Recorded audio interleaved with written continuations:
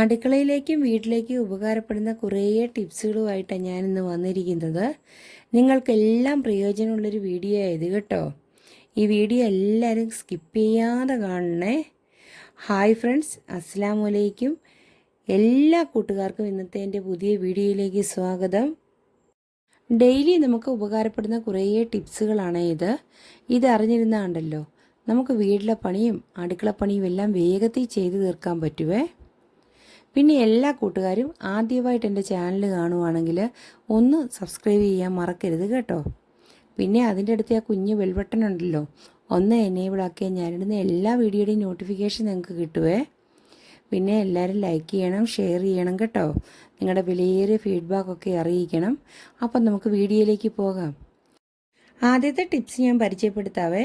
നമ്മളെല്ലാവരും മീൻ മേടിക്കുന്നവരല്ലേ. മീൻ മേടിച്ച് നേരെ കൊണ്ട് ഫ്രീസറിൽ വെക്കുക പതിവ്. പക്ഷേ ഇനി അങ്ങനെ വയ്ക്കാതെ നന്നായിട്ട് വെട്ടിക്കഴുകിയതിന് ശേഷം അതിൽ നികക്കെ ഒരു കണ്ടെയ്നറിനകത്ത് വെള്ളം ഒഴിച്ച് വെക്കണേ. ആദ്യം ഈ മീനൊന്ന് ഇട്ടതിന് ശേഷം അത് മുങ്ങിക്കിടക്കണം വെള്ളം. അങ്ങനെ വെക്കുവാണെങ്കിൽ എത്ര നാൾ വേണേലും ഫ്രഷായിട്ട് ഈ മീൻ ഇരുന്നോളും. നമ്മൾ ഫ്രീസറിൽ വെക്കുന്ന മീൻ എടുക്കുമ്പോൾ ഒരു കട്ടിപ്പൊക്കെ വരികയില്ലേ, ഇതങ്ങനെ വരികയില്ല. എപ്പോഴും ആ മീനിൻ്റെ സോഫ്റ്റും കാണും, അതുപോലെ തന്നെ ഫ്രഷായിട്ട് മീനിരിക്കും. ഇനി കൂട്ടുകാരൊക്കെ മീൻ മേടിക്കുമ്പോഴത്തേക്ക് ഇങ്ങനെയൊന്ന് ട്രൈ ചെയ്ത് നോക്കണേ. ഞാൻ ഒരു കണ്ടെയ്നറിനകത്ത് ഇട്ടിട്ടുണ്ട്, വെള്ളവും ഒഴിച്ച് കൊടുത്തിട്ടുണ്ട്. ഇനി ഇത് ഫ്രീസറിലേക്ക് വെക്കുക. എത്ര ദിവസം വേണേലും അവിടെ ഇരുന്നോളും. അങ്ങനെ ചെറിയ മീനാണേലും വലിയ മീനാണേലും എല്ലാം ഇനി അങ്ങനെ ചെയ്താൽ മതിയേ. ഒരു പ്രാവശ്യം ഒന്ന് ട്രൈ ചെയ്ത് നോക്ക്, അന്നേരം മനസ്സിലാവും അതിൻ്റെ ഗുണവേ. ജോലിക്കാർക്കൊക്കെ ഈ ടിപ്സ് നല്ല ഉപകാരപ്പെടുവേ. രാവിലെ അവർക്ക് കറിയൊക്കെ വെക്കാൻ എളുപ്പമാവും ഇങ്ങനെ മീനൊക്കെ വെട്ടി കഴുകി വെച്ചാൽ. ഇനി നമ്മുടെ അടുത്ത ടിപ്സ് എന്നാന്ന് നോക്കാം. നമ്മളെല്ലാവരും ബാഗും അതുപോലെ തന്നെ ടാബ്ലറ്റൊക്കെ വാങ്ങൂലേ. അപ്പോൾ അതിനകത്ത് ചെറിയൊരു ബാഗ് പോലെ കിടക്കുകയില്ലേ, ആ സാധനം ഉണ്ടല്ലോ എവിടെയേലും ഓവൻ്റെ അടിയിലോ അതുപോലെ ഗ്യാസിൻ്റെ അടിയിലോ കട്ടിലിൻ്റെ അടിയിലോ ഒക്കെ വെച്ച് കഴിഞ്ഞാൽ ഈ പാറ്റയും പല്ലിയൊന്നും അയലത്ത് പോലും വരികയില്ല കേട്ടോ. അത്രയ്ക്ക് ഫലപ്രദമാണ്. അതൊരു തരം ജെല്ല് പോലത്തെ സാധനമാണ്, പക്ഷേ അതിൻ്റെ അടുത്തോട്ട് വരത്തില്ല. ഇനി നമുക്കുണ്ടല്ലോ അടുത്ത ടിപ്സ് നോക്കാം.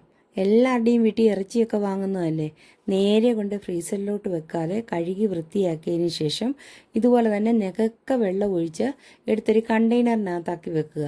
ഇത് ഓൾറെഡി ഞാൻ വെച്ചിരുന്നതായിരുന്നു, നിങ്ങളെ കാണിക്കാൻ വേണ്ടി ഞാൻ എടുത്തതാണ്. ഇനി തിരിച്ച് ഇതുപോലെ വെച്ചാൽ എത്ര നാൾ വേണേലും ഇരിക്കും കേട്ടോ. ഇനി അടുത്തതുണ്ടല്ലോ, നമ്മൾ ടാബ്ലറ്റൊക്കെ വാങ്ങുന്ന കുപ്പിക്കകത്ത് കാണുന്ന ഒരു ചെറിയ പാക്കറ്റില്ലേ, അതുകൊണ്ട് ഒരുപാട് ഗുണമുണ്ട് കേട്ടോ. അത് നമുക്ക് പല രീതിയിലുള്ള ചെറിയ ചെറിയ പാറ്റ പല്ലി അങ്ങനെയുള്ള സാധനത്തിനെയൊക്കെ നമുക്ക് ഓടിക്കാൻ പറ്റും. ഇത് ഷൂവിലൊക്കെ വെക്കുവാണെങ്കിൽ ഉണ്ടല്ലോ ഇതിൻ്റെ അടുത്തൊന്നും ഇഴജന്തുക്കൾ കയറുകയില്ല. സാധാരണ പഴുതാര അങ്ങനെയുള്ളതൊക്കെ കയറി ഇരിക്കുകയല്ലേ, പക്ഷേ ഇതെല്ലാം ഷൂവിലും വെച്ച് കൊടുക്കുവാണെങ്കിൽ ഉണ്ടല്ലോ ഇഴജന്തുക്കൾ അയലത്ത് പോലും വരികയില്ല. ഓരോ ഷൂവിലും വെക്കേണ്ട ആവശ്യമില്ല, ഷൂറാക്കി വെച്ച് കൊടുത്താൽ മതി. അവിടെ വെച്ചാലും ഒരിഴജന്തുക്കളും വരികയില്ല കേട്ടോ. ഇനി അടുത്തത് നമ്മൾ മാങ്ങയൊക്കെ അരിയുമ്പോഴത്തേക്ക് നേരെ കറി വെക്കാറില്ലേ പതിവ്. ഇത് തലേദിവസം ഒന്ന് കട്ട് ചെയ്തതിന് ശേഷം കുറച്ച് ഉപ്പ് ചേർത്ത് ഒന്ന് ഇളക്കി വെക്കുക. ഒരു ദിവസം മുഴുവനും ഫ്രിഡ്ജിലിരിക്കണം. അതിനുശേഷം ഒന്ന് മാങ്ങ അച്ചാറിട്ട് നോക്കിയേ, ഭയങ്കര ടേസ്റ്റാണ് കേട്ടോ. അങ്ങനെ ഇടുവാണെങ്കിൽ ആ ഉപ്പെല്ലാം ആ മാങ്ങയെ പിടിക്കും. അതുമാത്രവുമല്ല അതിൽ നിന്ന് തന്നെ ഒരു ജ്യൂസായിട്ട് വെള്ളവും ഇറങ്ങും. ഇനി ഇതടച്ച് 2 ദിവസം ഫ്രിഡ്ജിൽ വെച്ചതിന് ശേഷമാണ് ഞാൻ അച്ചാറിടുന്നത്. അപ്പം നല്ലൊരു ടേസ്റ്റാണ്. ഇനി നമ്മുടെ 7ാമത്തെ ടിപ്സ് നോക്കാം. എക്സോ ഒക്കെ നമ്മൾ വാങ്ങൂലേ പാത്രം കഴുകാൻ, അത് നമ്മൾ നേരെ വെള്ളത്തിൽ കൊണ്ടിട്ടിട്ട് അത് ഈ സ്പോഞ്ചിലെടുത്തല്ലേ കഴുകുന്നത്. ഇനി അങ്ങനെ ചെയ്യാതെ ഇത് ചെറിയതായിട്ട് കട്ട് ചെയ്യണം. വലുപ്പത്തിൻ്റെ അനുസരിച്ച് ചെറുതാക്കണം കേട്ടോ. ഞാനിതൊരു 6 പീസായിട്ടാണ് കട്ട് ചെയ്യുന്നത്. എന്നിട്ട് അതിലൊരു പീസ് മാത്രമേ വെള്ളത്തിൽ ഇടുകയുള്ളൂ.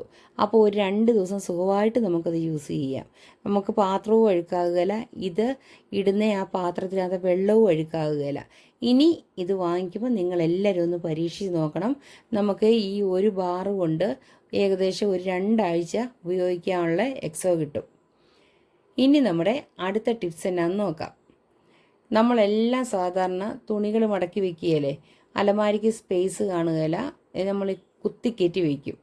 പക്ഷേ ഇനി അങ്ങനെ ചെയ്യാതെ ചെറുതായിട്ട് കുഴൽ പോലെ ഒന്ന് ചുരുട്ടിയെടുക്കണം.